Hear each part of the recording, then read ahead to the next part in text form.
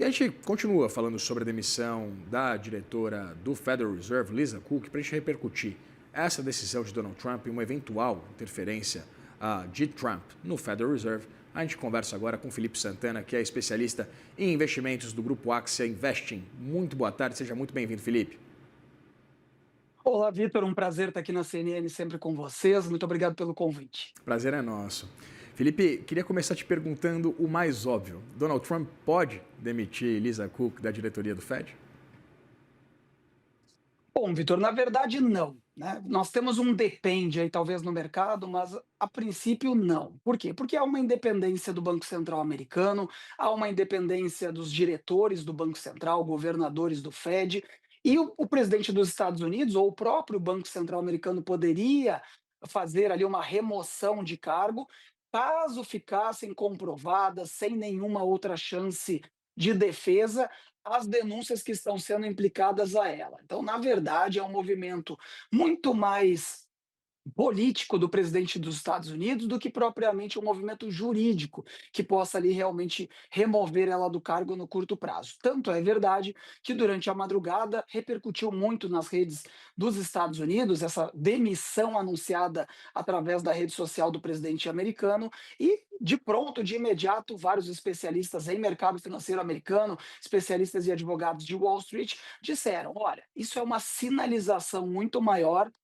do que um movimento verdadeiro. A Lisa já respondeu também, disse que vai entrar na justiça ou vai entrar contra o presidente dos Estados Unidos, mas neste primeiro momento não há qualquer indicação de remoção, muito menos de renúncia. Até porque a renúncia por parte dela implicaria, de certa forma, em parte de reconhecimento de culpa, né, Vitor? Então, nesse momento, é muito mais uma grande cortina de fumaça por conta da reunião do Fed aí que está chegando para setembro do que realmente um movimento de demissão por parte do presidente. E a gente pode considerar esse distensionamento, por exemplo, na curva de juros norte-americana, Felipe, como uma reação a essa tentativa, né, essa incursão de Donald Trump contra a Lisa Cook ou não? Preocupa mais o mercado americano, justamente a interferência do presidente, do que propriamente essa possível demissão, que eu não acredito que vai acontecer. Quando o presidente estica a corda com o Banco Central dos Estados Unidos, assim como aconteceu de certa forma recente aqui no Brasil, quando o governo entrou em conflito ali com Gabriel Galip, com Campos Neto no Banco Central brasileiro, isso sempre prejudica o mercado. O mercado não gosta de interferência. O mercado gosta de um banco central independente, é preciso que as instituições sejam reforçadas com independência para poder atuarem. Então, nos Estados Unidos, isso é muito visto como interferência ou uma tentativa de. Eu até entendo que essa regulamentação nos Estados Unidos é um pouco mais sólida, é um pouco mais realista do que aqui no Brasil. Nós temos um pouco mais de rusgas em relação a isso, até pela própria indicação do presidente do Banco Central, mas é muito claro e cristalino que o presidente Trump está querendo compor os quatro principais votos para a próxima reunião do Banco Central deles. Então, o presidente americano movimentando alguma peça nesse xadrez do Banco Central, do Federal Reserve, ele pode estar alcançando aí o tão sonhado corte de juros por lá.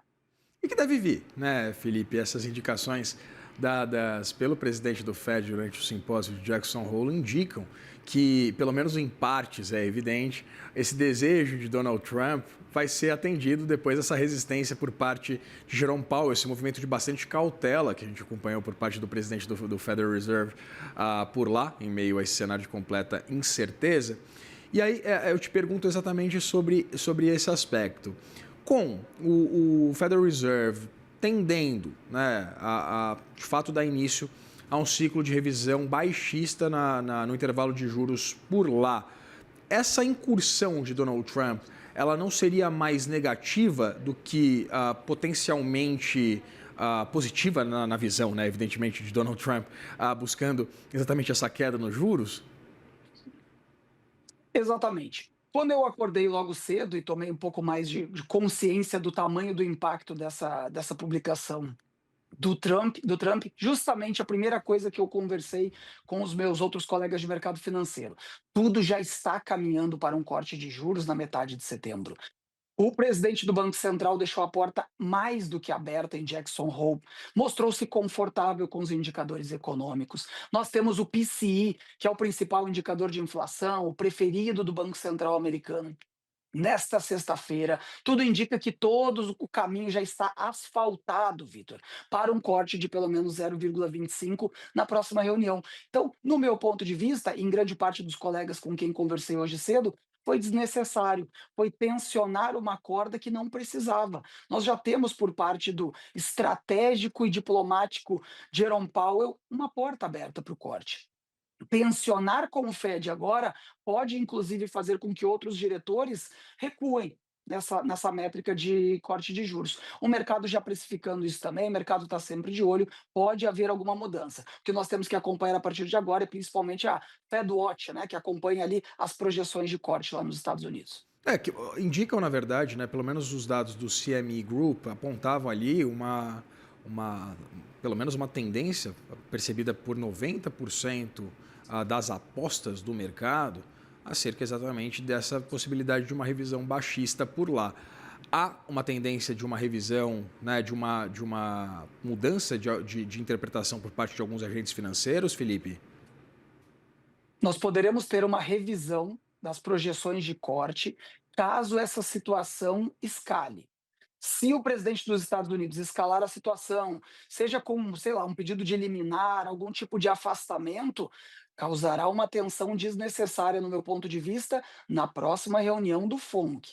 Não há necessidade disso. Nós já temos o caminho, como eu disse, asfaltado para um corte. Nós já temos números positivos da economia americana, temos o impacto das tarifas, pelo menos com os indicadores que conhecemos até agora, não causando problemas para a economia, permitindo um corte de 0,25, corte esse que há muito tempo o mercado já está aguardando, que pode empurrar as bolsas mais para cima, porque juro para baixo é ativo de risco em alta. Então, não havia essa necessidade. Eu acho que foi totalmente descabido. Nesse momento, o Trump quer se reafirmar com o poder sobre o Fed. Nós já temos no horizonte, num horizonte próximo, a indicação do próximo presidente do Fed, outros diretores. Então, realmente, o mercado vê hoje com mais cautela o movimento do xadrez por parte do presidente americano do que propriamente a indefinição com relação ao corte. Felipe, eu lembro que nas primeiras incursões de Donald Trump, os primeiros ataques contra Jerome Powell, as primeiras ameaças de demissão do presidente do Federal Reserve, o mercado reagiu muito mal. Eu lembro de uma queda bastante expressiva do câmbio, os mercados em polvorosa, exatamente com temores de que Donald Trump fizesse essa incursão completamente contra aquilo que a institucionalidade americana prevê. E aí houve um certo movimento de Pedro e o Lobo, né, a partir daqueles novos ataques de Trump. O mercado passou a ignorar esses xingamentos, essa indelicadeza de Donald Trump contra Jerome Powell. A partir agora dessa leitura de que não, Donald Trump não vai demitir Powell, mas o mandato do atual presidente do Fed acaba em maio. Como você disse, né? Aí Donald Trump vai ter ali no intervalo até, evidentemente, maio do ano que vem, agora possibilidade de escolher o novo presidente e seus diretores. O que de fato agora a gente pode esperar acerca dessa escolha e da condução da política monetária nos Estados Unidos, que a gente sabe, o Federal Reserve é visto como uma instituição bastante sólida, respeitada, e evidentemente a gente tem os bons norte-americanos como um ativo de reserva de valor. Isso pode ser modificado a partir dessa escolha de Donald Trump?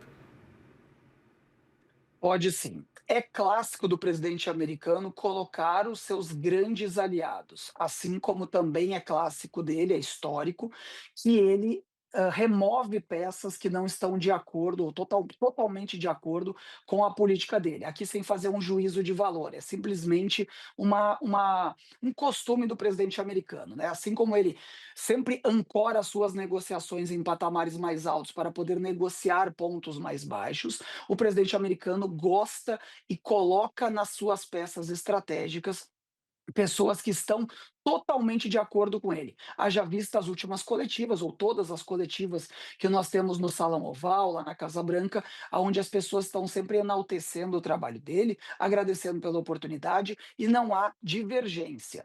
Portanto, a substituição tanto do presidente do Fed, quanto de alguns diretores que ele vai poder alcançar essa possibilidade, certamente serão pessoas totalmente alinhadas com ele. Esquece que serão pessoas simplesmente técnicas nos cargos técnicos. Serão sim pessoas aliadas e alinhadas com ele, tanto na política monetária quanto nas próximas votações. Uma vez substituído o presidente e alguns diretores, prepare-se para ter decisões do presidente americano em pauta.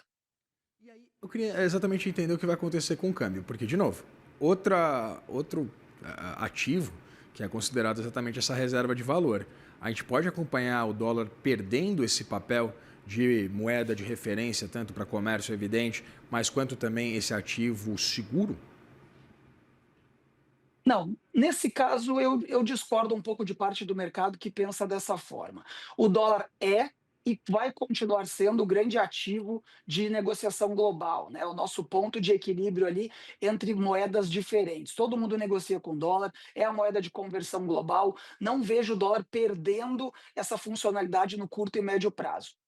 O que a gente já está vendo é um enfraquecimento do dólar frente a moedas ricas, através do DXY, né, o DXY, aonde a gente afere de um lado o dólar, do outro o euro, do dólar, coroa sueca, libra esterlina, todas essas moedas de países fortes. Neste caso, nós temos sim uma perda do dólar americano frente a essas moedas. Agora, todo mundo ainda usa o dólar como conversão global, mesmo com problemas, mesmo com algumas discussões, com alguma instabilidade. O dólar está mais fraco no mundo, sim. Isso não é de toda forma um problema para os Estados Unidos, que tem uma dívida interna trilionária, então pode acabar usufruindo disso, mas as negociações comerciais que estão em vigor aí mostram que o dólar vai continuar sendo por muito tempo, por sua hegemonia, a moeda de conversão global. A pandemia nos mostrou muito claramente isso. Quando o bicho pega no mercado, quando nós temos problemas, é para o dólar americano que o investidor e o mercado correm. A gente conversou aqui com o Felipe Santana, especialista em investimentos do grupo Axia Invest. Agradeço, Felipe, pela disponibilidade de conversar com a gente. Um grande abraço, Vitor. Muito obrigado pelo convite. Abração.